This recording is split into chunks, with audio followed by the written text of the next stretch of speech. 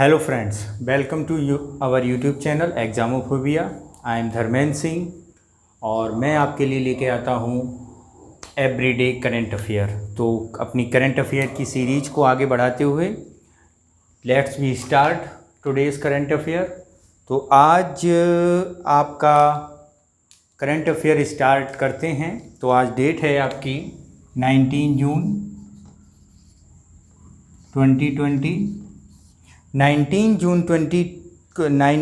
जून को एक डे मनाया जाता है। मैं डे इसके लिए डिस्कस करता हूँ क्योंकि आपके जो बैंकिंग के एग्ज़ाम हैं और जो इनकी थीम होती है डे की और कौन इसे ऑर्गेनाइज़ करता है, क्या इसका पर्पस होता है, इसको बारे में आपके यूपीएससी के एग्ज़ामों में पूछा जाता है। और डे कब मनाया जाता है ये आपके नॉर्मली बैंकिंग एग्ज़ामों में पूछा जाता है। तो मैं डिस्कस इसलिए, तो आज जो डे मनाया जाता है वो है विश्व स्किल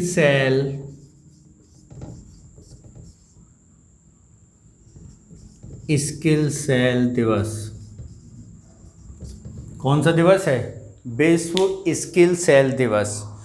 ये जो दिवस है ये मनाया जाता है यूएनओ के द्वारा। इसको शुरू किया गया था 2008 में और इसके समकक्ष जो ऑर्गेनाइजेशन हैं जैसे आपका यूनेस्को हो गया, अफ्रीकी गणराज्य हो गया, आपका सेल्सस हो गया और आपका वर्ल्ड हेल्थ ऑर्गेनाइजेशन हो गया और यूरोपीय यूनियन हो गया।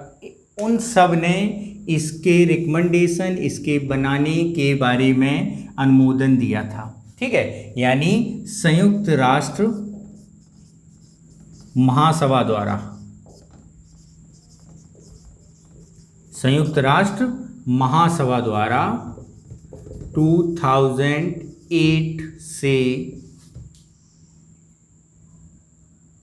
प्रतिवर्ष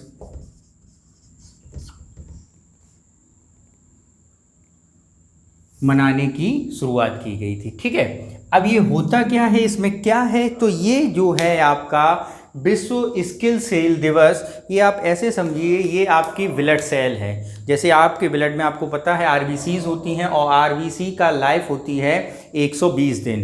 तो इसमें लोगों को जागरूक करने, इसके मनाने का मेन पर्पस क्या है? लोगों को जागरूक करना। अगर हम उद्देश्य पर जाएं, उद्देश्य पर बात करें तो लोगों को इस रोग के प्रति जागरूक करना।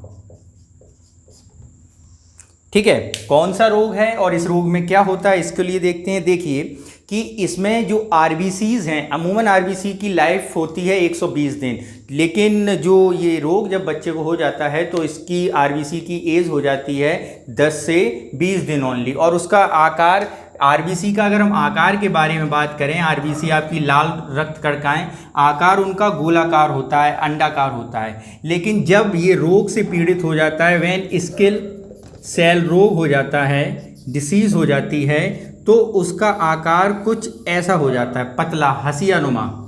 कैसा हो जाता है? हसियानुमा हो जाता है। एक इंस्ट्रूमेंट होता है, अमूमन घरों में होता है।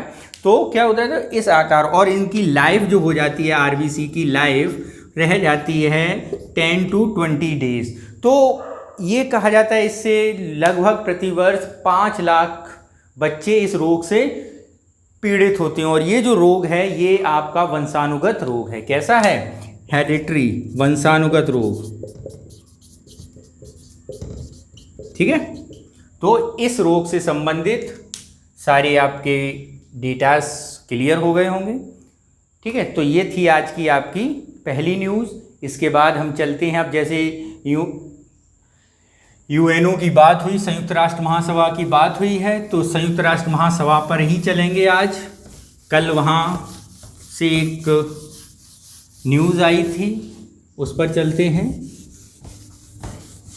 संयुक्त, देखिए आपको जैसे पता है कि एक विश्व क्षेत्र में सारी, जैसे आपके वर्ल्ड हेल्थ ऑर्गेनाइजेशन है, वर्ल्ड बैंक है, आपके सीरम लेबर ऑर्गेनाइजेशन है, हेल्थ ऑर्गेनाइजेशन है, फूड ऑर्गेनाइजेशन है, ये सारी सब संस्थाएं, सब बॉडीज़ हैं किसकी, यूएनओ की।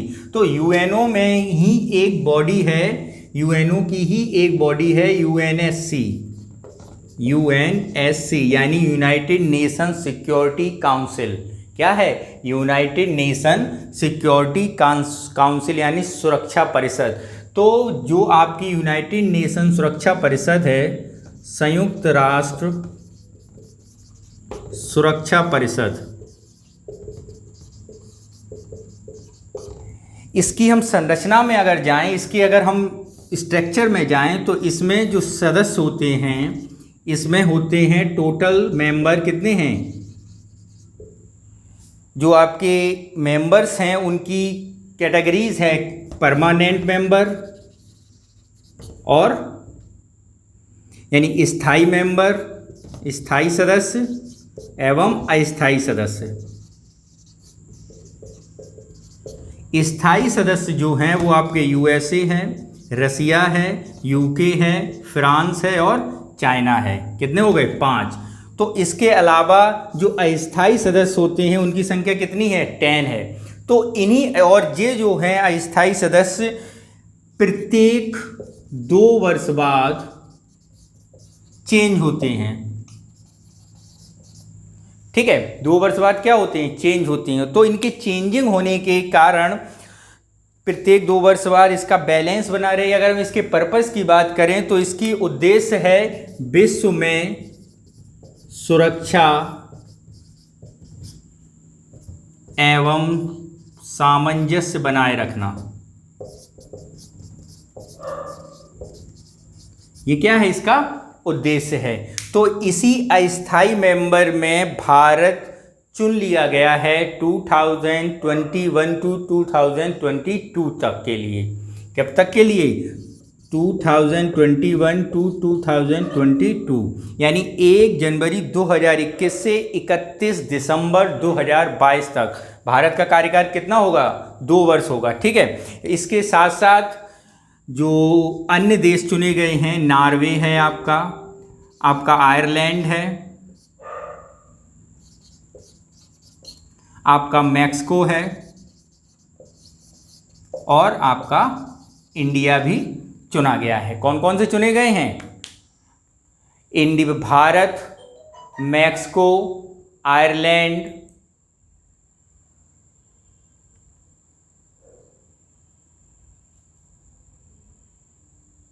कौन कौन से देश हैं, नॉर्वे, मैक्सिको, आयरलैंड और भारत, ये देश चुने गए हैं। और इनका कार्यकाल कितना होगा, 2021 से लेके 2022 तक का। ठीक है, और इसका पर्पस क्या है, विश्व में सुरक्षा और स्थायित्व बनाए रखना। ठीक है, तो ये आपका क्या हो गया, यूएनएससी हो गई, सिक्योरिटी काउंसिल हो गई। और ये यहाँ आपके परमानेंट मेंबर हैं। तो आपके कौन कौन है, अमेरिका, रसिया, यूनाइटेड किंगडम, फ्रांस और चाइना। ठीक, तो इसके अलावा अगर हम इसमें और डिस्क्रिप्शन में जाएं तो भारत के चुनने की बात करें तो 192 वैलिड वोट, इसमें क्या होता है, वोटिंग द्वारा वैलिड वोट में से भारत को मिले हैं 184 वोट। और इसमें चुनने के लिए चाहिए होते हैं 128 प्लस। कितने चाहिए होते हैं, 128 प्लस। ओके, इसके बाद हम लोग अपने अगले न्यूज़ पर चलते हैं। अगला न्यूज़ है हमारा गरीब कल्याण रोजगार योजना। गरीब कल्याण रोजगार अभियान, गरीब कल्याण रोजगार अभियान। तो ये प्रारंभ हुआ है, प्रधानमंत्री मोदी द्वारा इसको शुरू किया गया है। और ये भारत के 6 राज्यों में, कितने में, 6 राज्यों में। कौन कौन से राज्य, मध्य प्रदेश, उड़ीसा, झारखंड, बिहार, उत्तर प्रदेश और राजस्थान। मध्य प्रदेश, उड़ीसा, झारखंड, बिहार, उत्तर प्रदेश, राजस्थान और छत्तीसगढ़। इन राज्यों के 125 जिलों में, कितने में, 125 जिलों में से 116 जिलों में, 116 जिलों में शुरू किया गया है। अब इसमें होगा क्या, इसमें जो प्रवासी मजदूर आए हैं उनको रोजगार देने की बात की गई है। ठीक है, अब इनको रोजगार देने के जैसा उनका स्किल होगा उस हिसाब से उन्हें रोजगार दिया जाएगा।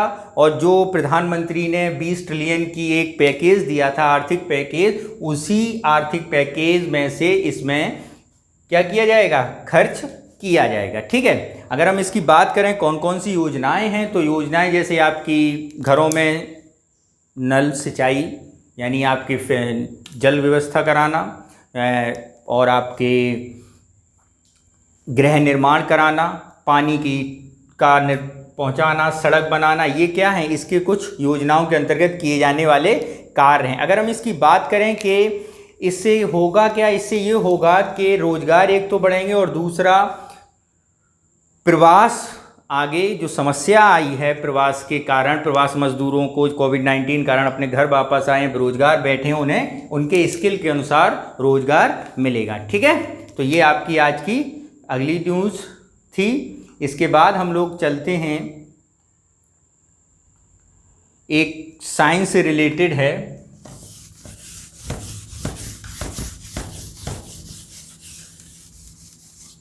साइंस से रिलेटेड है क्वांटम उपग्रह। कौन सी है, क्वांटम उपग्रह, सैटेलाइट आधारित, क्वांटम उपग्रह आधारित संचार प्रणाली। ठीक है, अब जैसे कि आप लोग जानते हैं कि क्वांटम फिजिक्स, जो क्वांटम पार्टिकल हैं, छोटे छोटे पार्टिकल हैं, इन्होंने साइंस के सिद्धांतों को नए सिरे से बताया है। तो उन्हीं सिद्धांतों में इसको हम डीपली देखते हैं। तो अगर हम इसकी बात करें ये आज चर्चा में क्यों हुआ, तो आज चर्चा का इसका मान कारण ये है कि चाइना का जो 2016 में एक मिशन हुआ था, कौन सा मिशन, मिसिसियस मिशन, जो उन्होंने लॉन्च किया था, एक सैटेलाइट मिशन था, जो प्रथम क्वांटम संचार उपग्रह सैटेलाइट थी उनकी। तो उसमें क्वांटम इंटेंगलमेंट हो गया है। क्या हो गया है, क्वांटम इंटेगलमेंट,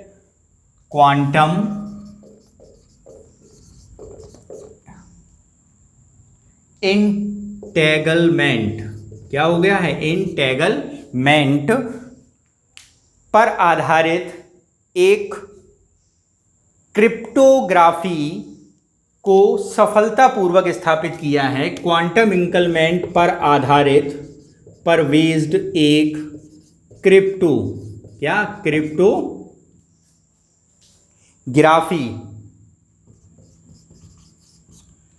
को सफलतापूर्वक लॉन्च किया गया है। अब तो हम पहले बात करते हैं यहाँ पे क्वांटम इंटेंगलमेंट क्या होता है। क्वांटम जो होते हैं एक फोटोन के छोटे छोटे पार्टिकल होते हैं। तो इसमें क्या है, जो उपग्रह हैं, जो अभी ऑप्टिकल फाइबरिंग यानी नेटवर्किंग सिस्टम में, जो एक आप लोग जानते होंगे, नेटवर्किंग सिस्टम में ऑप्टिकल फाइबरिंग द्वारा नेटवर्क को पहुंचाया जाता है, यानी एक स्थान से दूसरे स्थान। जैसे आप जानते हैं कि फोटोन क्या होते हैं, बंडलों के रूप में चलते हैं। तो इन ऑप्टिकल फाइबरों पर फोटोन आपके संचार, आपकी सूचनाओं को ले जाते हैं एक क्वांटम से एक फोटोन से दूसरे फोटोन तक। तो ये क्या होती है, एक ऑप्टिकल फाइबर की एक प्रणाली होती है, ऐसे काम करती है। तो ये जो है, इसमें एक फॉल्ट था ये कि ये कम दूरी पर काम करती थी। कितने पर, कम दूरी पर ये तो कारगर थी, लेकिन लंबी दूरी की होने पर ये कारगर नहीं थी। कौन सी आपकी ऑप्टिकल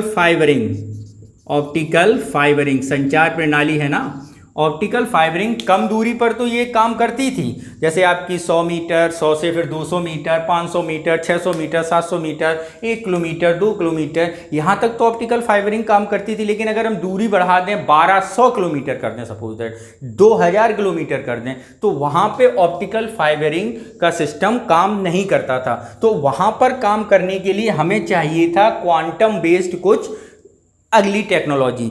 तो अब क्या हुआ है, चीनी वैज्ञानिकों ने अपने मिसिसियस जो सैटेलाइट थी उन्होंने लॉन्च की थी 2016 में, तो उसमें आपकी क्वांटम इंटेंगलमेंट के आधार पर क्रिप्टोग्राफी द्वारा सफलतापूर्वक परीक्षण कर लिया है। उसका लाभ ये होगा कि क्वांटम बेस्ड संचार प्रणाली की एक टेक्नोलॉजी को विकसित करने में सहायता मिलेगी। समझ गए?